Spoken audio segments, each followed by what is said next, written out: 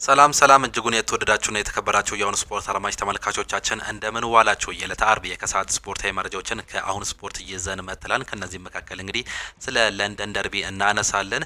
ቼልሲ እንዲሁም ደግሞ አርሰናል አይሸናነፉም ሲል እንዲሁ ፔር ሜርሰን እየገለጸ ሲሆን ኖኒ ማዱኬ በቼልሲ ጨዋታ ላይ ለመገኘት እጅግ በጣም ጓጉቻለሁ፣ እኔ በዛ ጨዋታ ላይ ራሴን ማሳየት ፈልጋለሁ ሲል እየገለጸም ይገኛል። በተለይም እየተጫዋች እንግዲህ አምና ወደ ሌላኛው ለንደን ክለብ አርሰናል መምጣቱም ይታወቃል። ከቼልሲ ተገፍቶ ነበር መውጣትም የቻለው ይህንኑ ለመበቀል ይመስላል እንግዲህ ይህንን ሀሳብ መስጠትም የቻለው። በማንቸስተር ዩናይትድ መረጃዎቻችን የአማካይ ስፍራ ተጫዋቾች አሁንም እንግዲህ ራዳር ውስጥ ይገኛሉ። ነገር ግን ጆ ጎሜዝ ወደ ማንቸስተር ዩናይትድ ይመጣል ተብሎ እንደማይጠበቅ ነው እየተገለጸ የሚገኘው። ኤሊዮት አንደርሰንም ከፍተኛ ገንዘብ የተለጠፈበትም ተጫዋች ነው። ኢኳዶራዊው ታዳጊ ተጫዋች ወደ ማንቸስተር ዩናይትድ በዚህ 2 ቀናት ውስጥ እንደሚመጣ የተረጋገጠም ጉዳይ ነው። ሌሎችም መረጃዎች ከማንቸስተር ዩናይትድ ጋር እንዲሁ እናነሳለን። በሊቨርፑል መረጃዎቻችን እንግዲህ ኢብራሂማ ኮናቴ ሀሳቡንም ሰጥቷል። እንዲሁም ደግሞ ሌላኛው ካፒቴን የሆነው ቨርጂል ቫን ዳይክም መናገሩን ነው የተመለከትነው። የሪያል ማድሪድ እንዲሁም ደግሞ ሌሎች መረጃዎችን በስፋት የምናጋራችሁ ይሆናል። ከእናንተ የሚጠበቀው ሰብስክራይብ በማድረግ የቤተሰባችን አባል እንዲሆኑ እንጋብዛችኋለን። ላይክ በማድረግ ደግሞ እንድታበረታቱን ነው የምንጠይቃችሁ። ሁሌም አዳዲስና ትኩስ ስፖርታዊ መረጃዎችን ለማግኘት አሁን ስፖርት ምርጫችሁ ይሁን ነው የምንለው። እኛ ቀጥታ ወደ ፕሮግራሞቻችን አለፍን። ቼልሲ አርሰናልን ማሸነፍ የሚችል አይመስለኝም ብሏል ፖል ሜርሰን። በተንታኝነት እያገለገለ የሚገኘው የቀድሞ ተጫዋች ፖል ሜርሰን ቼልሲ አርሰናልን ያሸንፋል የሚል እምነት እንደሌለው ተናግሯል። እኔ የቼልሲ ደጋፊ ነኝ፣ ይህን ቡድን ሁልጊዜ አየዋለው፣ አርሰናልን ማሸነፍ የሚችል አይመስለኝም ሲል ፖል ሜርሰን መናገሩን ነው የተመለከትነው። አርሰናል ይህን ጨዋታ ያሸንፋል የሚል እምነት የለኝም የሚለው ፖል ሜርሰን ቼልሲ ወጣት ቡድን ነው፣ በውጤቱም ማጣት ውስጥ መውረድ አለ በማለትም ነው ሀሳቡንም የገለጸው። ይህ ጨዋታ በርካቶቹ የሚጠብቁት ጨዋታ ነው። እሱም ሀሳቡን የገለጸ ሲሆን የጨዋታ ግምቱን ያስቀመጠው ፖል ሜርሰን 1-1 ይጠናቀቃል ሲል የራሱን ግምት ማስቀመጡንም ገልጿል። የቀድሞ የቼልሲ በአሁኑ ሰዓት ላይ በአርሰናል የሚገኘው ኖኒ ማዱኬ ሀሳቡንም ሰጥቷል። ቼልሲን ለመግጠም በጣም ጓጉቻለሁ ሲል ገልጿል። የመድፈኞቹ የፊት መስመር ተጫዋች የሆነው ኖኒ ማዱኬ የቀድሞ ክለቡ ቼልሲን ለመግጠም ቸኩያለሁ ሲል ማጓጓቱንም ተናግሯል። የሚኖረው ድባብ ትንሽ ከበድ ሲል እንደሚችል የሚገልጸው ኖኒ ማዱኬ እኔ ፕሮፌሽናል ተጫዋች ነኝ፣ በብዙ በተለያዩ ቦታዎች ተጫውቻለሁ በማለትም ተናግሯል። ምንም ነገር እንዳልረጋጋ የሚያደርገኝ አይመስለኝም፣ የሚሰጠኝ ተግባር ላይ ብቻ አተኩራለሁ ሲል ኖኒ ማዱኬም ተናግሯል። የቀድሞ ክለቡን ለመግጠም እጅግ በጣም መጓጓቱ ነው በአሁኑ ሰዓት ላይ ይሁ ተጫዋች እየገለጸም የሚገኘው። ጆ ጎሜዝ ወደ ማንቸስተር ዩናይትድ የሚሉ መረጃዎች ከዚህ በፊት በበርካታ ሚዲያዎች ሰምተናል። ማንቸስተር ዩናይትድ ብራዚሊያውን የወልቭስ የመሃል ሜዳ ተጫዋች የሆነው ጆ ጎሜዝን ማስፈረም እንደሚፈልግ ሲዘግብም ነበር። ይሁን እንጂ ቀያዮቹ ሰይጣኖች ተጫዋቹን የማስፈረም ፍላጎት አላቸው መባሉ ሀሰተኛ መሆኑ ነው የተገለጸው። በተጫዋቹ ዝውውር ዙሪያ በሁለቱ ክለቦች መካከል የተደረገ ንግግር አለመኖሩን ለወልቭስ ቅርብ የሆኑ ምንጮች እየገለጹም ይገኛሉ። ምንም እንኳን ማንቸስተር ዩናይትዶች ይህን ተጫዋች ይፈልጉታል ቢባልም ይህ ውሸት ነው ሲሉ ነው እየገለጹ የሚገኙት። ነገር ግን ምናልባት በጥር የመሞከር እድል ሊኖራቸው ይችላል። እንደዚህ አይነት ተጫዋቾችን የግላቸውን ለማድረግ ሊሞክሩ ይችላሉ። ነገር ግን ቅድሚያ የሚሰጡት እንደ ኤሊዮት አንደርሰን፣ አዳም ዋርተን እና ካርሎስ ባሌባ የመሳሰሉ ተጫዋቾችን ቅድሚያ ሊሰጡ እንደሚችሉ አሁንም መረጃዎች ያሳያሉ። ማንቸስተር ዩናይትድ ማንን ማስፈረም ይፈልጋል የሚለውን ደግሞ ስንመለከት ማንቸስተር ዩናይትድ የኖቲንጋም ፎረስት አማካይ ኤሊዮት አንደርሰንን ለማስፈረም የመጀመሪያ ኢላማ ማድረጋቸው ነው የተገለጸው። ቀያዮቹ ሰይጣኖች ኤሊዮት አንደርሰን ኢላማ ቢያደርጉም ካርሎስ ባሌባ አሁንም በክለቡ ዝርዝር ውስጥ ትልቅ ቦታ እንዳለው ነው የተገለጸው። ኖቲንጋም ፎረስት ማንቸስተር ዩናይትድ ኤሊዮት አንደርሰንን የማስፈረም ፍላጎት እንዳለው እንደሚያውቁ እንዲሁም ለመልቀቅ ከፍተኛ ክፍያ እንደሚጠይቁ ነው የተዘገበው። የብሩኖ ፈርናንዴዝ ቆይታን ደግሞ ስንመለከት በአውሮፓ እንዲሁም ሳውዲ አረቢያ የሚገኙ ክለቦች የብሩኖ ፈርናንዴዝ ሁኔታ በቅርበት በመከታተል ላይ መሆናቸው ነው የተገለጸው። ፖርቹጋላዊ ተጫዋች ብሩኖ ፈርናንዴዝ በሚቀጥለው ክረምት ማንቸስተር ዩናይትድን የሚለቅበት እድል እንዳለ አሁንም እየተዘገበም ይገኛል። ባርሴሎና ማርከስ ራሽፎርድን በቋሚነት ያስፈርማለሁ የሚለው ደግሞ ሌላኛው ጥያቄ ነው። ባርሴሎና ማርከስ ራሽፎርድን በ30 ሚሊዮን ዩሮ በቋሚነት ማስፈረም እስካሁን በግልጽ እንደማይታወቅ ነው የሚገልጸው። አሁን ላይ ባርሴሎና ማርከስ ራሽፎርድን በቋሚነት ለማስፈረመው ምንም አይነት ፍንጭ አለማሳየቱ እየተጠቆመ ይገኛል ሲል ዘ አትሌቲክስ እያስነበበም ይገኛል። ምንም እንኳን በዚህ ዓመት አመርቂ ጊዜን እያሳለፈ ቢገኝ ይህ የ28 ዓመት እንግሊዛዊ ተጫዋች ባርሴሎና ግን ባላቸው ችግር ምክንያት ምናልባትም የመተው እድል ሊኖራቸው እንደሚችል እየገለጸም ይገኛል። ኖቲንጋም ፎረስት ከኤሊዮት አንደርሰን ከፍተኛ ገንዘብ ሊጠይቁ እንደሚችሉ እንዲሁ ዘ አትሌቲክስ እንዲሁም ደግሞ ዴቪድ ኦርነሲን እየዘገቡም ይገኛሉ። ኖቲንጋም ፎረስት የቡድኑ የአማካይ ስፍራ ተጫዋች የሆነው ኤሊዮት አንደርሰንን ከመልቀቅ ከፍተኛ የዝውውር ሂሳብ እንደሚጠይቁም ተገልጿል። እንግሊዛዊ አማካይ በጫካዎቹ ቤት እስከ 2029 ድረስ የሚያቆይ ኮንትራት እንዳለው የሚታወቅ ሲሆን በዚህ መሰረት ዝውውሩ ከማንቸስተር ዩናይትድ ከባድ ሊሆን እንደሚችል ነው እየተገለጸም የሚገኘው። ዴቪድ ኦርነሲን ይህንን ሲያስነብብ እስካሁን ድረስ በማንቸስተር ዩናይትድ እንዲሁም ኖቲንጋም ፎረስት መካከል መካከል ምንም አይነት ይፋዊ ድርድሮች እንዳልተካሄዱ ተመላክተዋል ሲል ነው የገለጸው። እንዲሁ ዴቪድ ኦርነስቲን ሌላን ዘገባም እንግዲህ ሲገልጽልን ማንቸስተር ዩናይትድ አሁንም ቢሆን የአንቷን ሴሜኒዮ አድናቂ ነው። ይፈልገው አይፈልገው የተረጋገጠ ጉዳይ አይደለም። በክረምት በእርግጥ ይህን ተጫዋች ይፈልገው ነበር። ነገር ግን ብራያን ምቤሞ ላይ ወስኖ እሱን ከገዛ በኋላ ዝውውሮች ወይም ደግሞ ከሱ ጋር ያለው ስም ምንም አይነት መረጃ እየሰማን አይገኝም። ነገር ግን አሁንም ቢሆን ይህን ተጫዋች ያደንቋል ሲል ነው እየገለጸም የሚገኘው። ብሩኖ ፈርናንዴዝ በበርካታ ክለቦች ክትትል እየተደረገበት እንደሚገኝም ይገለጻል። ፖርቹጋላዊው የማንቸስተር ዩናይትድ አማካይ እንዲሁም ደግሞ ካፒቴን ብሩኖ ፈርናንዴዝ በበርካታ ክለቦች ዘንድ ክትትል እየተደረገበት እንደሚገኝም ተገልጿል። አንዳንድ የአውሮፓ እንዲሁም የሳውዲ ክለቦች ተጫዋቹን ለማስፈረም ፍላጎት እንዳላቸው ተገልጿል። ተጫዋቹ በክረምት የዝውውር መስኮት ከላንክሻይሩ ጋር የመለየት እድልም እንዳለው ሌሎች ዘገቦችም እንዲሁ ማረጋገጥም ችሏል። በማንቸስተር ዩናይትድ እንዲሁም በአታላንታ መካከል በአማካዩ ኤደርሰን ዝውውር ዙሪያ ባለፈው ክረምት መደረግ የጀመረው ድርድሮች በጥቂት ቀናት ውስጥ ዳግም መካሄድ እንደሚችሉ መረጃዎች አሁንም እየወጡ ይገኛሉ። የተጫዋች ከአታላንታ የመልቀቅ እድሉ ሰፊ ነው። በተለይም በጥር የዝውውር መስኮት የመልቀቅ እድሉን እንዲሁ ከተገለጸ በኋላ ማንቸስተር ዩናይትድ በክረምት የሚፈልገውን የተጫዋች ጥር የዝውውር መስኮትም እንዲሁ ሙከራዎችን ሊያደርግ እንደሚችል ነው እየተገለጸ የሚገኘው። ሌላኛው ፋብሪዚዮ ሮማኖ ይዞት የወጣው መረጃ ክሪስቲያን ኦሮስኮ ወደ ማንቸስተር ዩናይትድ የሚያደርገውን ዝውውር ለማጠናቀቅ በቀጣዮቹ ጥቂት ቀናት ውስጥ ወደ ማንቸስተር ዩናይትድ ከተማ ይበራልን ብሏል። ቀያዮቹ ሰይጣኖች ተጫዋቹን በቀጣይ ዓመት ከፍተኛ ተጽዕኖ ከሚፈጥሩ ተጫዋቾች ውስጥ አንዱ ነው የሚል እምነት እንዳላቸው ሲገለጽ፣ በጥቂት ዓመታት ውስጥም ዋጋው እጅጉን በከፍተኛ ደረጃ እንደሚነር ያምናሉም ተብሏል። ፋብሪዚዮ ሮማኖ ነው ይህንን መረጃ ማጋራት የቻለው። ማንቸስተር ዩናይትድ ይህን ተጫዋች እንግዲህ እንዲሁ መስማማቱ ይገለጻል ለመግዛት። የ17 ዓመቱ ኢኳዶሪያዊ ተጫዋች እንግዲህ በማንቸስተር ዩናይትድ ቤት አመርቂ ውጤትም ያሳያል ተብሏል። በተለይም እንደ ሞይሰስ ካይሴዶ ሁሉ እንግዲህ ራሱን ያሳያል ተብሎ የሚጠበቅ ገና በ17 ዓመቱ ፈርጣማ የሆነ ጉልበታም የሆነ በአማካይ ቦታ ላይ ኳስን መቆጣጠር የሚችል የቲሙን ሪትም መቆጣጠር የሚችል ተጫዋች ነው ብሎም ያምናሉ። ማንቸስተር ዩናይትድ ለዚህ ተጫዋች እስከ 1 ሚሊዮን ዩሮ ያወጣል ተብሎ እንደሚጠበቅ ነው ፋብሪዚዮ ሮማኖ የገለጸው። ሌላኛው እንደ ማንቸስተር ዩናይትድ በተጫዋቾች ዝውውር ብዙ ገንዘብ የከሰረ ክለብ የለም እየተባለም ይገኛል። ታዋቂው የመረጃ ምንጭ ሜል ስፖርት ባለፈው ዓመት ለተጫዋቾች ዝውውር ከፍተኛ ገንዘብ አፈሰው ነበር። ነገር ግን ዝውውሩ ሳይሳካላቸው ቀርተው ብዙ ገንዘብ የከሰሩ ክለቦችን ይፋም አድርጓል። በዚህም መሰረት ባለፉት ዓመታት ማለትም ከ2021 ጀምሮ እስካሁን ባለው 2025 ድረስ ለተጫዋቾች ዝውውር ብዙ ገንዘብ አፍሰው ነገር ግን የተገዙ ተጫዋቾች ሳይሳካላቸው ቀርቶ ብዙ ገንዘቦችን በመክሰር ማንቸስተር ዩናይትድን የሚስተካከል ክለብ የለም ሲል ነው የሚገልጸው። ማንቸስተር ዩናይትድ ከ2021 የዝውውር መስኮት ጀምሮ በርካታ ተጫዋቾችን በረብጣ ሚሊዮን ፓውንዶች ሲያስፈርምም ቆይቷል። ነገር ግን አብዛኞቹ በማንቸስተር ዩናይትድ የሚያስፈላቸው ተጫዋቾች በማንቸስተር ዩናይትድ ቤት ከስረው እንመለከታለን። በሜል ስፖርት ጥናት መሰረት ማንቸስተር ዩናይትድ ከ2021 ጀምሮ ብዙ ያልተሳኩ ዝውውሮችን በመፈጸም ወደ 359 ሚሊዮን ፓውንድ ገደማ ከስሯል ሲልም እንዲሁ ይገልጻል። ከማንቸስተር ዩናይትድ በመቀጠል በተጫዋቾች ዝውውር ብዙ ኪሳራ ከደረሰባቸው ክለቦች ውስጥ የሳውዲ ክለብ አልሂላል እንደሆነ ነው እየገለጸም የሚገኘው። አልሂላሎች ወደ 249 ሚሊዮን ፓውንድ ገደማ ኪሳራ እንደደረሰባቸው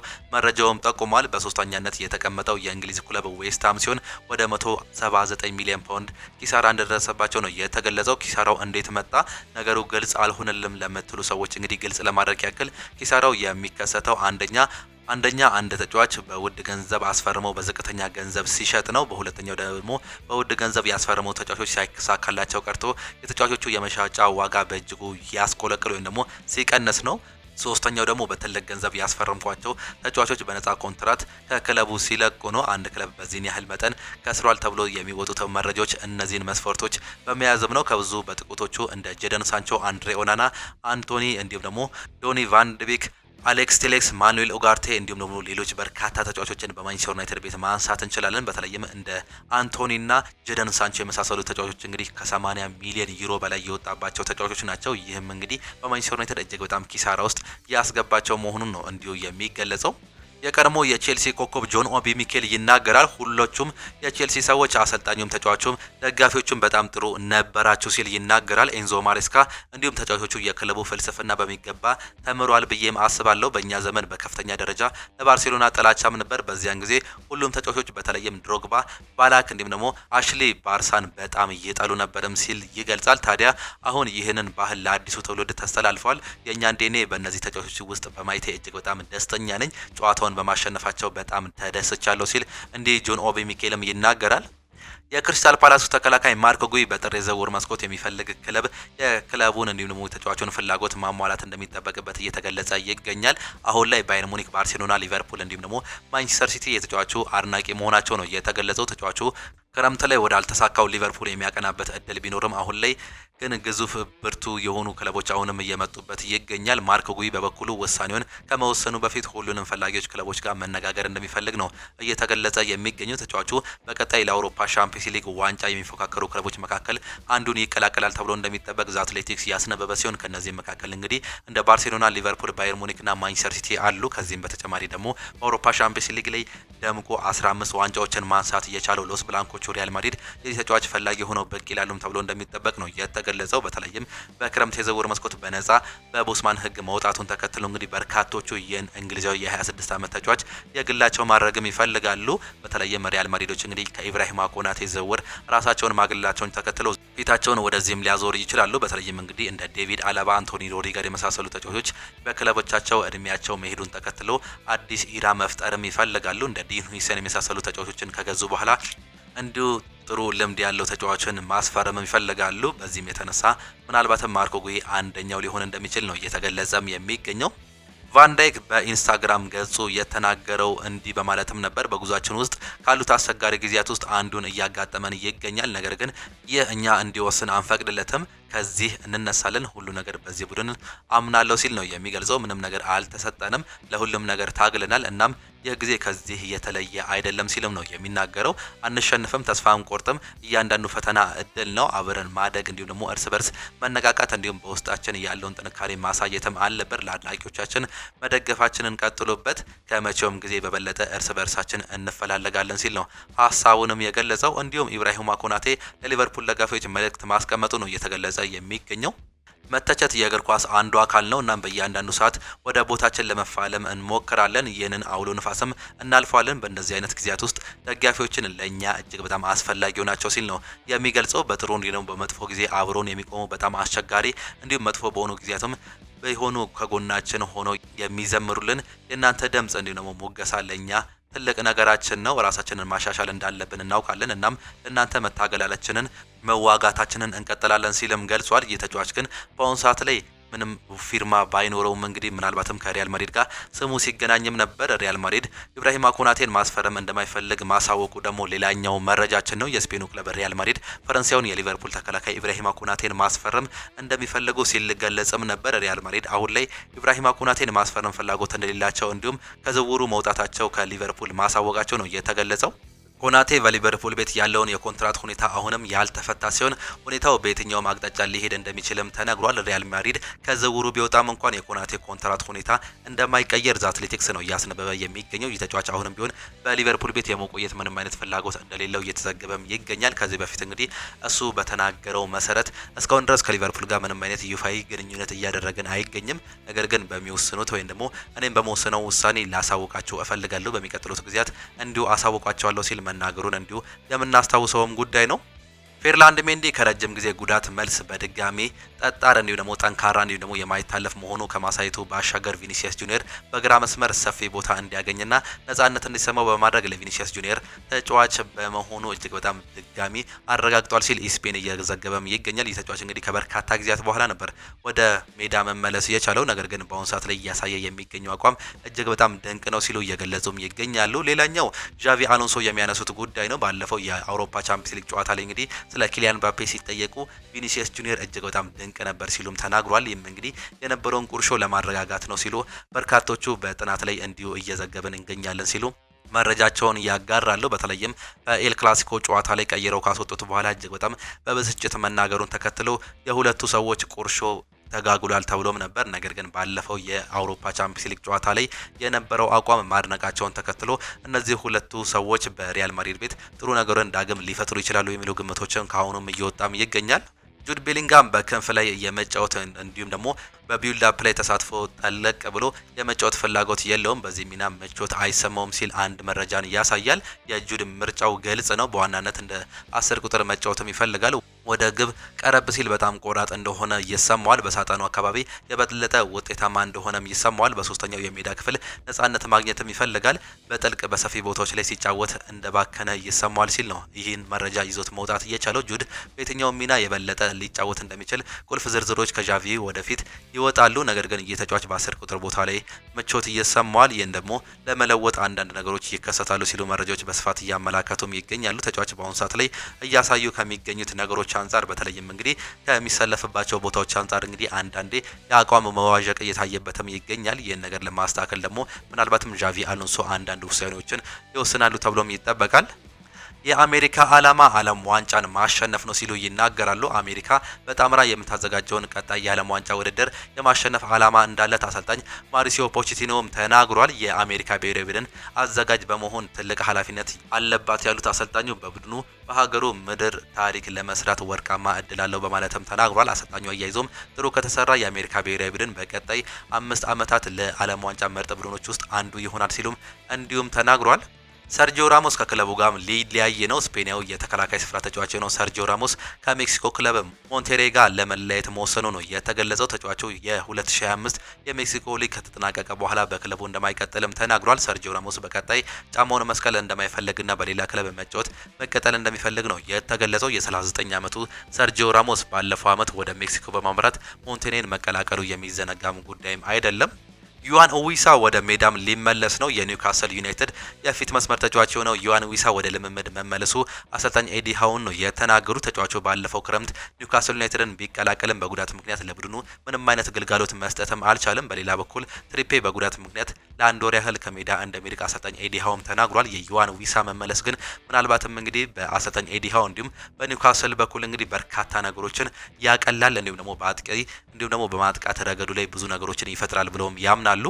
የ5 ዓመት ቆይታ በ30 ሰከንድ አበቃ ሲል ኩፋል ይናገራል። የቀድሞ የዌስትሃም ዩናይትድ ተጫዋች ነው ቭላድሚር ኩፋል ከክለቡ ጋር የተለያየበት መንገድ እንዳስከፋው ነው የተናገረው። አሰልጣኙ ክለቡ ውሌን እንዲያራዘም ነገረኝ፣ ምክንያቱን ስጠይቅ የክለቡ ውሳኔ ነው ሲልም እንዲሁ መናገሩ ነው የተመለከት ነው። አክሎም ውይይታችን የቆየው ለ30 ሰከንድም ነበር። በክለቡ የነበረኝ የ5 ዓመት ቆይታ በ30 ሰከንድ ብቻ ተጠናቀቀ ሲል ማዘኑን ነው የገለጸው። ለልጁ የመሰለፍ እድል እየሰጠውን ሮበን ቫን ፔርሲን ደግሞ እንመልከት። የፌኖርዱ አሰልጣኝ ሮበን ቫን ፔርሲ ቡድኑ ከሴልቲክ ጋር ባደረገው 3-1 በተሸነፈበት የዩሮፓ ሊግ ጨዋታ ለልጁ ሻኩል ቫን ፔርሲ የመሰለፍ እድልም ሰጥቷል። የቀድሞ የአርሰናል እንዲሁም ደግሞ የማንቸስተር ዩናይትድ ተጫዋች ቫን ፔርሲ 19 ዓመት የሞላውን ልጁን 80ኛ ደቂቃው ላይ ቀይሮ ማስገባትም ችሏል። እንደ አባቱ በአጥቂ ስፍራ ላይ የሚጫወተው ሻኩል በ8 ዓመቱ የማንቸስተር ዩናይትድ አካዳሚ በመግባት ለ2 ዓመት ሰልጥኖም ነበር። የሲቲን አካዳሚ ከለቀቀ በኋላ የአባቱን ፈለግ ተከትሎ ለፌኖርድ በመፈረም አሁን ላይ ለዋናው ቡድን አካልም መሆንም ችሏል። ሮበን ቫን ፔርሲ የውድድር ዓመቱን በጥሩ መንገድ ቢጀምርም ሰሞኑን ውጤት ርቆትም ይገኛል። የኔዘርላንዱ ክለብ በሁሉም ውድድር ያደረጋቸውን የመጨረሻ 4 ጨዋታዎች በሙሉም ተሸንፏል። ውጤቱ የማይስተካከል ከሆነ ሮበን ቫን ፔርሲ ልጁ ሻኩልን ለረጅም ጊዜ የማሰልጠን እድል የሚያገኝ የማይመስል እንደሆነ ነው እየተገለጸም የሚገኘው።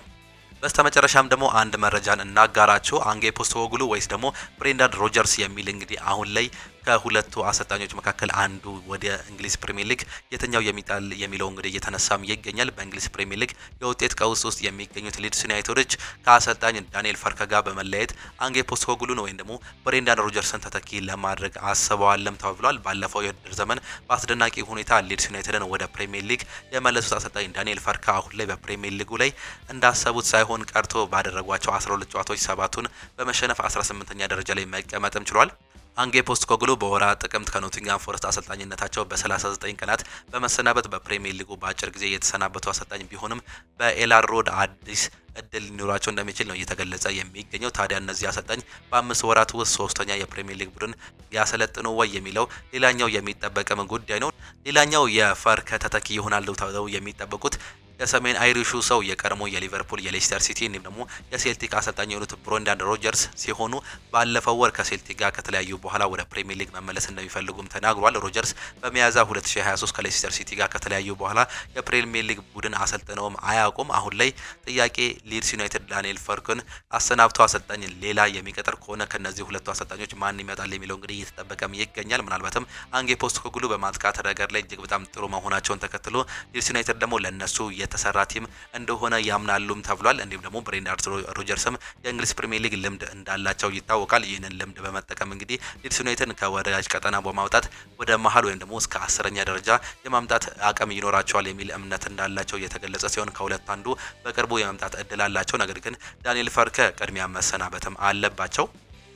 እጅጉን የተወደዳችሁና የተከበራችሁ የአሁኑ ስፖርት አድማጭ ተመልካቾቻችን ለዛሬ የነበረን ስፖርታዊ መረጃዎቻችን ይህንን እየመስሉ ነበር። ፕሮግራሞቻችንን እንዴት አያችኋቸው? ሀሳብ አስተያየታችሁን ኮሜንት ቦክስ ላይ ልታጋሩን ትችላላችሁ። የከሰዓት ፕሮግራሞቻችን በዚሁ የሚጠናቀቁ ነው የሚሆኑት። ዛሬ የሚደረጉ አንዳንድ ጨዋታዎችን ለመጠቆም ያክል እንግዲህ በስፔን ላሊጋ ሄታፌ ከኤልቼ ጋር ይጫወታሉ። በጣሊያን ሴሪኤ ኮሞ ከሳሱሎ የሚጫወቱ ሲሆን በጀርመን ቡንደስሊጋ ቦሩሲያ ሞንቼግላድባ ከአርቢ ሌፕዚግ ይጫወታሉ። በፈረንሳይ ሊጓን ሜት ስቴድ ሬንስን የሚያስተናግድበት ጨዋታ እነዚህ ዛሬ የሚደረጉ ጨዋታዎች ናቸው። በእነዚህ ጨዋታዎች እንድትዝናኑ እየጋበዝናችሁ በጠዋት ፕሮግራሞቻችን እስከምንገናኝ ድረስ ግን ቻው ቻው፣ መልካም ጊዜ፣ መልካም ምሽት ይሁንላችሁ።